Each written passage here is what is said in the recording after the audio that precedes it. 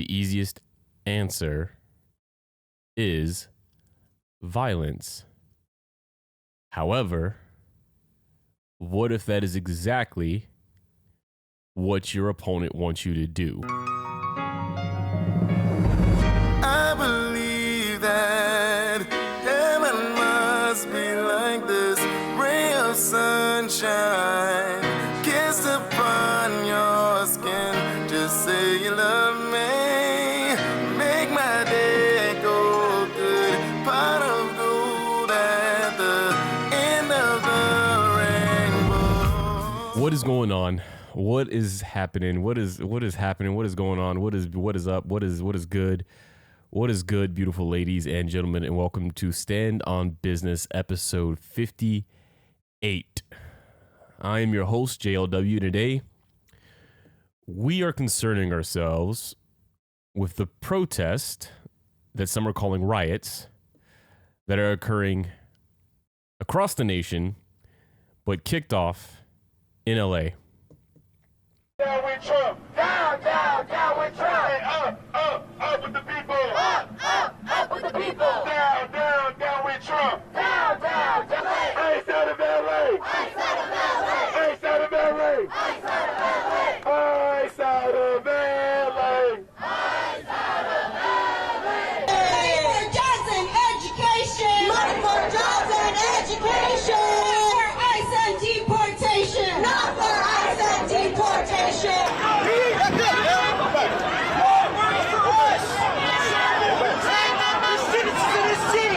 You took an oath!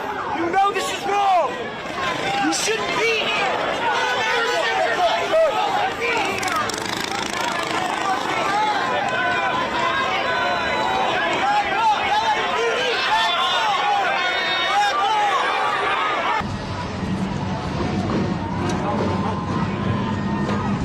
Oh yeah. Right. Arrived.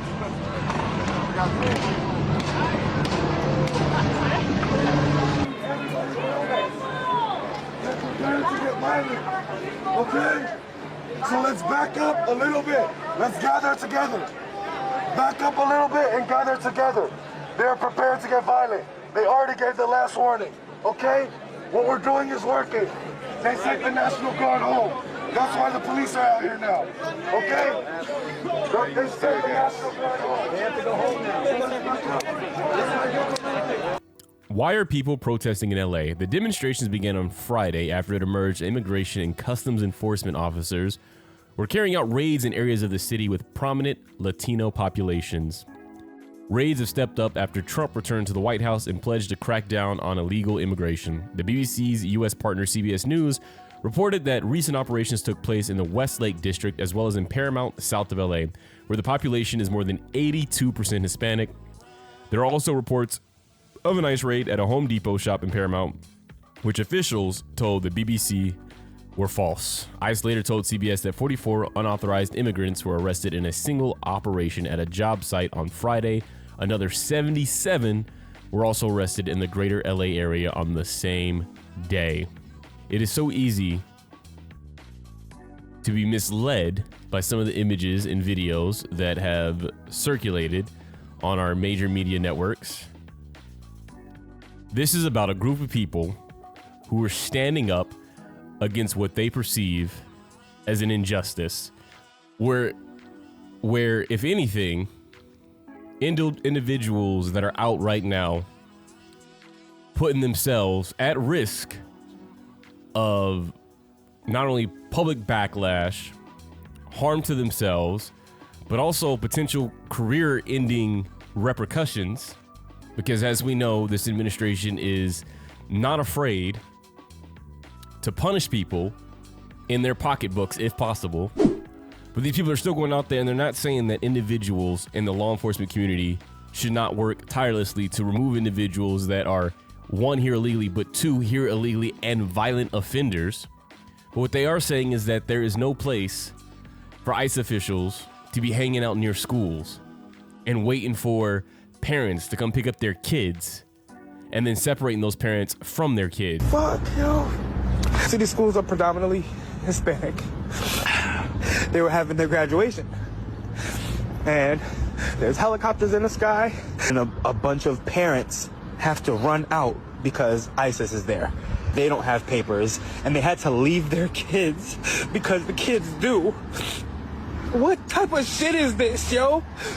And then kids are freaking grabbing teachers and crying on their leg because they don't know if they're about to see their parents when they get home. What the fuck is this? And we voted for this shit? It's one thing, a terrible thing, to be judged based off of the color of your skin. I can't even imagine adding an additional layer of the color of your skin possibly leading you to being arrested and sent to a country that's not even your home country, for your rights to be removed to the extent where you end up in a prison, didn't commit a crime, but you end up in a prison as a quote unquote holding cell. Set the stage with our two groups, right? Trying to do my job, follow my orders, get rid of people that I've been told and led to believe are here illegally and also are violent offenders, are raping people in our community, are murdering people in our community, need to go. Other side, I am fighting because I grew up in a nation that instilled in me the importance of giving me you're tired, you're weak, sheltering your poor. A nation that we were told opened its doors to people from undeserved communities, communities that were war-torn, communities that needed help. Where we grew up in a world where we look at the history books and we see what happens when people just nod along and say yes to individuals in power who have a doctrine that preaches hate, that preaches harassment, that preaches racism, that preaches death, what leads to a road of people being rounded up, treated like cattle, and mercilessly slaughtered. And we've been taught in this nation, through the history books, to stand up to those individuals. What's fascinating about this entire situation to me is that my initial reaction, and I was at work when this is happening on Sunday, and I was seeing the LA protest, and I was seeing how it was starting off with what seemed to be no more than like 100 people, maybe less, and a row of National Guard outside of the federal building. And the protest, because that's what it was peaceful. And then there were moments of heightened tension where you would see one individual throw something, which would set off a chain reaction of National Guard going from zero to immediately throwing out flashbangs, tear gas, whatever they need to do to quell the crowd. But in my mind, agitates the crowd because it is such a stark, oppressive image to have people in uniforms attacking, or what appears to be attacking, or using weapons to subdue a group that is simply expressing their right to peacefully protest. On the other hand, you see the individual who throws the water bottle or gets too close to an officer, and you can't help but go, but you can't be that guy. As the news spread throughout LA, anxiety for family and friends ramped up. Protests started again. By night, several dozen lawbreakers became violent and destructive. They vandalized property. They tried to assault police officers. Many of you have seen the video clips of cars burning on cable news. If you incite violence, I want to be clear about this. If you incite violence or destroy our communities, you're going to be held to account. That kind of criminal behavior will not be tolerated. Full stop. Already more than 220 people have been arrested, and we're reviewing tapes to build additional cases, and people will be prosecuted to the fullest extent of the law. And also recognizing out loud, and they've been saying it since the current administration took office, that members of Congress and the Democratic side are powerless. They are powerless to stop what is occurring. In fact, when asked by their constituents, what can we do to protect ourselves, and more importantly, to protect our neighbors, the response being, exercise your rights, vote in the midterms. So they are essentially almost tossing the ball and saying, like, we have no power right now. all the power has been given to the other side. And so all we can do is kind of idly stand by. And on the flip side, those who are on the other side, who, if we were to look at a Disney World democracy where people are not tied to political ideology, party politics, and don't vote solely based off if you have elephant trunks or donkey hooves, and simply based off of what you see in front of you, what you know to be right and wrong based off of your moral code. If we were to live in that world, then individuals that fall on the right side would also be brave enough to stand up and say, I agree with a lot of what we're doing. I agree maybe that only a man and a woman should be married. I agree that you should not take away people's rights to gun ownership. I agree that church has a place in public schools. Whatever that is, you agree with. But then you can also stand up and say, but I don't agree with sowing chaos in our nation by making people afraid to go outside, afraid to go to work, afraid to go to medical, afraid to pick up their kids from school. I don't agree with a nation that is essentially ruled by fear. But unfortunately, on the other side, we're seeing very few and far between individuals stand up and say, like, I am disagreeing, I am splitting from party lines because they're afraid of the repercussions. And this is the problem with career politics as well. When your whole identity and your whole professional mantra is tied up with being a politician, which was not what it was originally meant for, then all you do is try to protect yourself. And you're not protecting yourself in terms of, I'm going to serve the constituents and they're going to keep me in. No, you're protecting yourself by feeding the king. And I'm not going to go against the king because the king and the long line, this is the first one who is actively said, if you go against me, I'm going to make you pay. I just find this incredibly petty. I have been a intellectual opponent, a public policy opponent, and he's chosen now to uninvite me from the picnic and to say my grandson can't come to the picnic. I just the level of immaturity is beyond words. And so they've decided they want to declare war on my family and exclude us from the White House. I just think it really makes me lose a lot of respect I once had for Donald Trump. But petty vindictiveness like this, I don't know. It makes you wonder about the quality of people you're dealing with. And the same people that are directing this campaign are the same people that casually would throw out parts of the Constitution and suspend habeas corpus. So I think what it tells that they don't like hearing me say stuff like that, and so they want to quiet me down, and it hasn't worked. You're talking about Stephen Miller. And like I said, I don't want to focus on just one side or the other. I think both sides have weakness. I think both sides have forgotten the reason they're even in there. But I think this is a great reminder of why people, at the end of the day, have the power, and that a handful of individuals that you have, quote unquote, quasi-elected to rule you essentially have no real power. These are still human beings in a room that sit around tossing out personal ideologies. And that's the funny thing, is you're supposed to represent the people of your city, your county, your state. You're supposed to speak for the will of the majority, but that has now gotten twisted to where people will lie to you to get in the office, and then they are going to preach what they believe. No longer is it, try to call or get in contact with somebody from your local government and see the kind of response you get. The level of disrespect that has come now when people have town hall meetings and constituents are voicing their opinion, and it seems like politicians are now just like, oh, well, suck it up. Years from New Jersey. I've never been involved in politics before, but this is getting really scary. Okay, so the things that frighten me is the way this insane president talks about Canada as a 51st state. Yeah. Taking Panama by force and buying Greenland. Yeah. How does this person qualify as sane? Why is he not being impeached right now?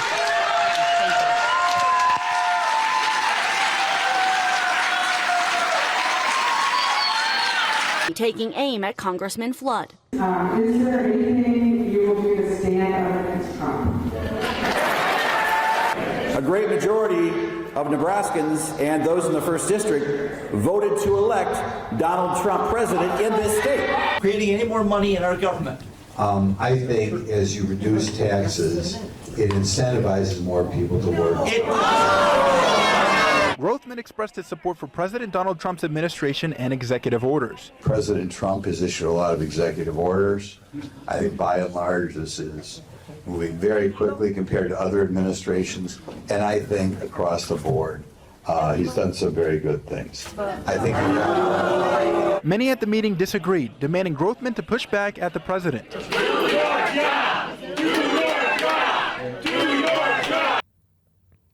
Like, there has now been a clear line of separation between what they were supposed to do and what they are doing. And what they are doing now is acting like we're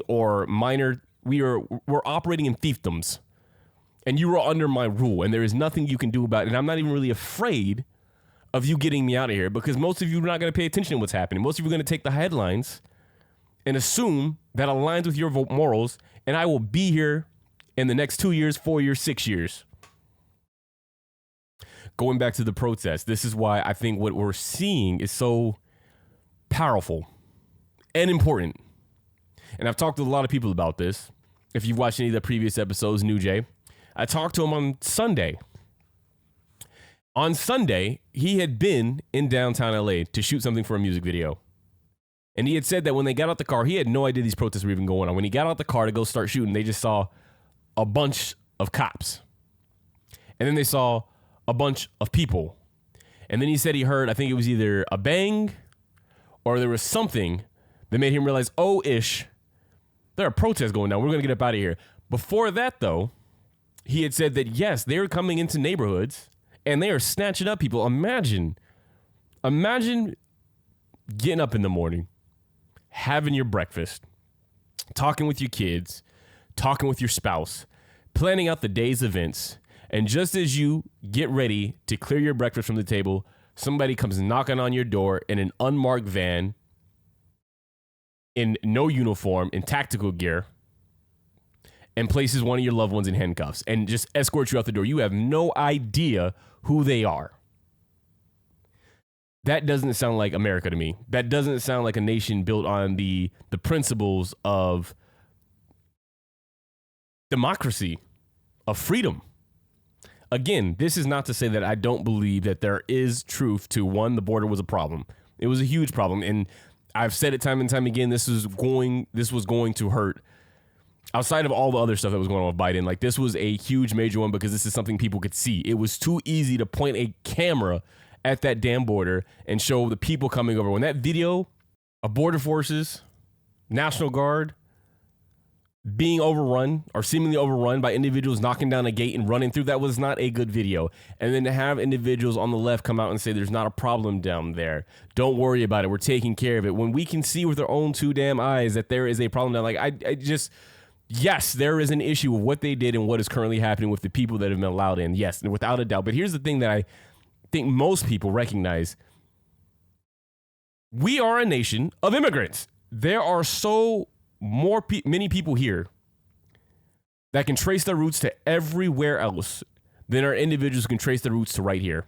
And the individuals that can trace the roots to right here are the ones being scrutinized, are the ones being demonized, are the ones being called criminals, the ones being called murderers, the ones that are being told that you need to go back to where you come from. They are where they came from. I don't think that people realize that the first illegal immigrants were European settlers.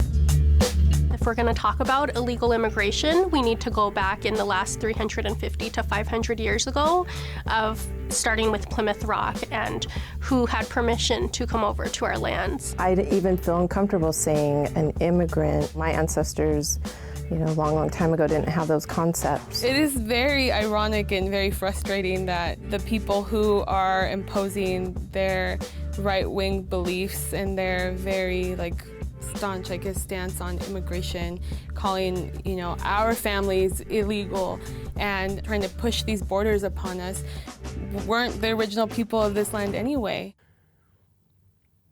And it blows my mind. And then, of course, the counter argument to that always is, well, my family came over the right way. No, the fuck they didn't. They just happened to come over at a time when people were needed or when we had more open-minded individuals in power, and so we opened the doors and we allowed and we accepted. And of course, there were primary places that were accepted. And then if you look at my own family and that history, like obviously that wasn't even a choice. But no, you weren't coming here signing some paperwork, taking some test. If we had to take the same test that individuals had to take to prove that they were an American citizen, 99% of us would fail. The easy answer is to resort to violence and to demonize the opposing side and to say, if they're calling us treasonous, if they're calling us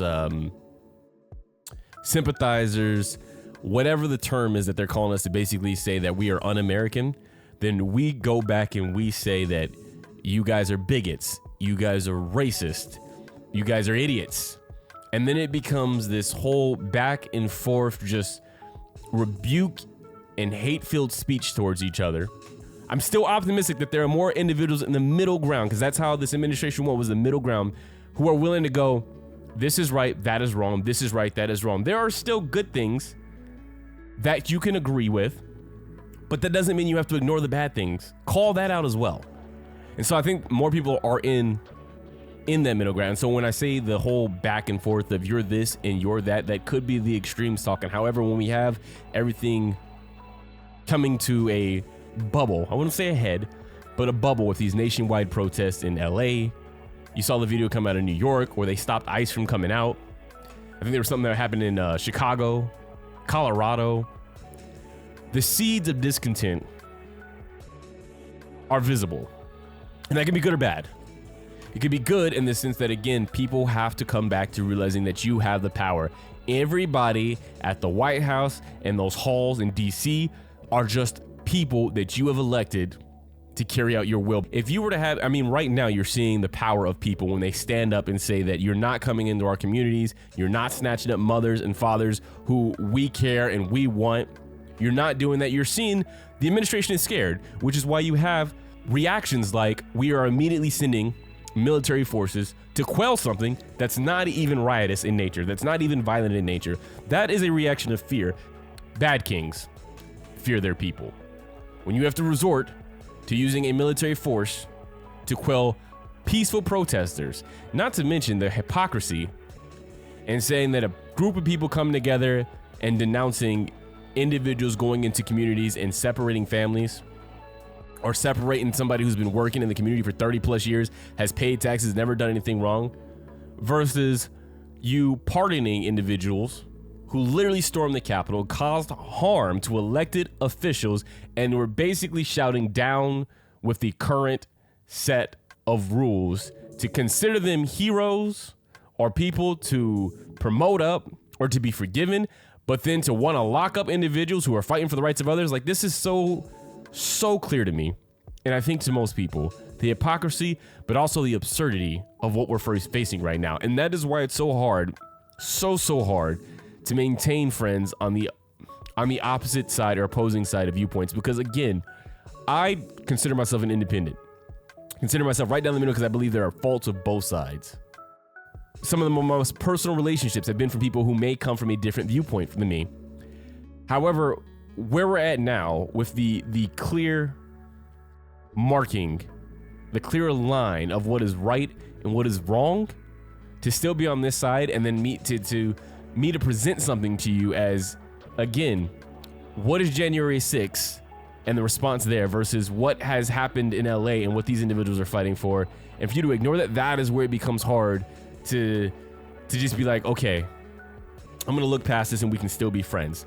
And I've heard, we've all heard and we've seen from the black community a lot of individuals going like, we clearly weren't even coming to trying to promote a black woman in office who, again, was only half black. I don't know why everybody, like, for whatever reason, whenever it comes to a quarter of black or half of black or some of black, that person just becomes black when you're completely erasing the other side of them. But whatever. The argument was y'all weren't ready for a black woman to be in the White House, so y'all didn't show up, and the black community went, okay, well, if y'all not gonna support us, then we're not gonna support you. So F y'all, and whatever's happening to you, we're gonna turn our backs to it. I can understand that anger and that frustration. However, one, clearly that is what individuals in power want, because you are so much easier to conquer when you're divided, right? But two, no matter how much individuals say that, it is still, to me, if you're a moral person, incredibly hard to ignore the suffering of others, regardless of how they feel about you and what they've done to lead to this. You still don't want to see a mother and a daughter out on the street fighting with, again, masked up, unmarked vehicle people as they pull the mother into the car to take her to God knows where. You don't want to see that. It still breaks your heart on just a human level. Again, empowering the people, and this is why, to me, I salute the individuals who are peacefully protesting. Key emphasis on peacefully. And again, we're seeing a lot of the leaders on the left side saying this peacefully, because the other side of this, and a few individuals have said it, martial law, the unspoken word.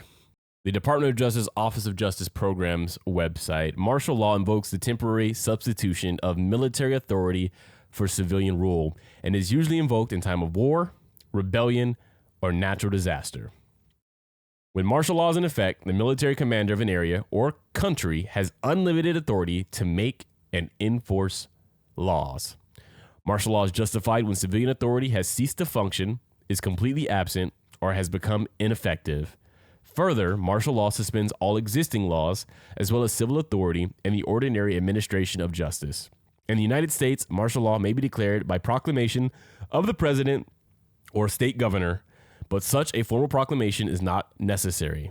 Although the U.S. Constitution makes no specific provision for the imposition of martial law, nearly every state has a constitutional provision authorizing the government to impose martial law. The power of martial law, once held to be nearly absolute, has limitations. For example, civilians may not be tried by military tribunals as long as civilian courts are functional. Nevertheless, within the bounds of court decisions, a military commander's authority under martial law is virtually unlimited. Martial law has been declared 9 times since World War II, and in 5 instances was designed to counter resistance to federal desegregation decrees in the South.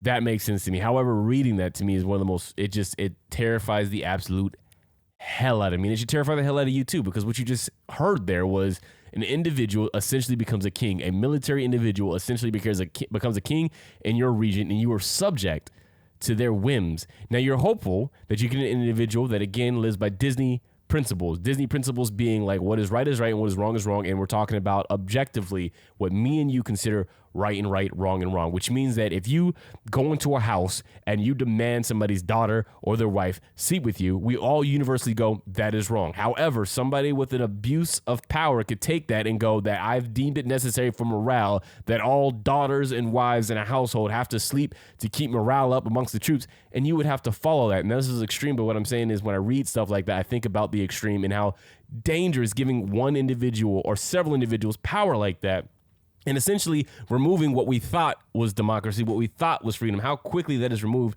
by a simple word of a man in power in the White House or a man in power in the governor's seat. Like, that is so crazy to me. But anyway, when you have individuals say repeatedly, be careful how you protest, do not resort to violence, it is because they feel like or are hinting at that there is a possibility the administration could use this justifiably in a court to declare martial law because the civilians are not in line. Congress is ineffective, and the side that is effective has already bent the knee. And then the last resort of, I guess there's other branches that we're supposed to check. Judicial, you see the problems they're facing right now. We're having individuals that were like the front wave of defense. They were the first ones to go out and try and counter and punch back and stop a lot of the things that this man is doing. And he's fighting them also back. And people are losing funding and people are losing jobs and it's becoming dragged out in court. And then you have a Supreme Court above them all that is also aligned with whoever's in power. So like it's become the separation of powers, which should have been the perfect checks and balances. For some reason, the most obvious thing was overlooked, which is what if you had somebody who was able to install across all 3 branches people that agree with him? And not just agree with him, right? Because this is more than just, I like the party animal that we've agreed on. No, this is an allegiance. This is somebody who, it's almost similar to if you were to go back to ancient times, right? And we're talking about tribal times. having an individual who proves themselves on the battlefield, who has saved multiple lives, who has saved the tribe, the clan, who has shown that they are the strongest warrior, the wittiest warrior, the most intelligent warrior, and everybody goes that I would die for that person. There's nothing that person could say or do that I would disagree with because they have proven themselves to me. That is the type of allegiance we're seeing amongst the three branches. I mean, on one hand, you got to applaud the effort. On the other hand, you got to go, how did that happen? Especially somebody who was not a warrior, not military, not a politician, just somebody who's a businessman who happened to be born into a family that had wealth, that had done some good business deals. Anyway, this is why they keep saying the whole peaceful thing, because they don't want to see a world where this man declares martial law, and then again, the last bastion of defense, the people, is basically gutted. Now, granted, if you're to play it out, it is the last bastion. The people have the power. The people are truly the power. And it's so crazy to me that people don't realize that, or even if they do, it's hard to get a mass grouping of people to come together and fight back unless it's really, really, really bad. But if you were to declare something like this, like, the devastating effect it would have would be tremendous. However, once you open the door, you can't close it. And so just because it would seem like on the surface you have quelled the worst, again, this is an overreach and this is acting out of fear. If you were to do something like this, you would just solidify your rebellion. You would solidify people coming for you. Too many people do not abide kings, do not agree with what's happening, and are willing to fight back to allow martial law to be declared to that extent, unless there was a very clear reason, again, desegregation, something like that, that makes you go, okay, we need the military to interfere and help here.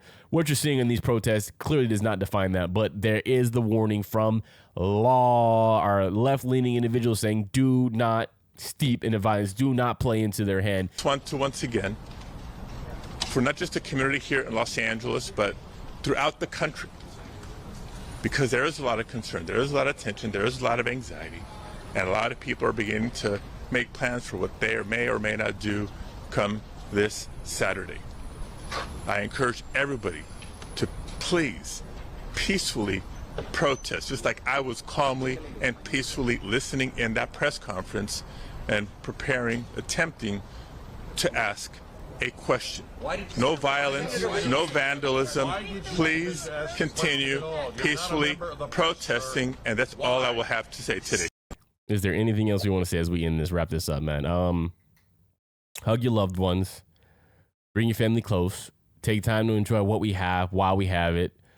Sun is still shining. Kids still got to go to school. Love is still in the air. You can still pay your bills, hopefully, some of us. All I'm saying is find the positive. Make your voice heard, though. Do it the right way. And also be careful, because this is the other thing that I forgot to get into. It's the last thing.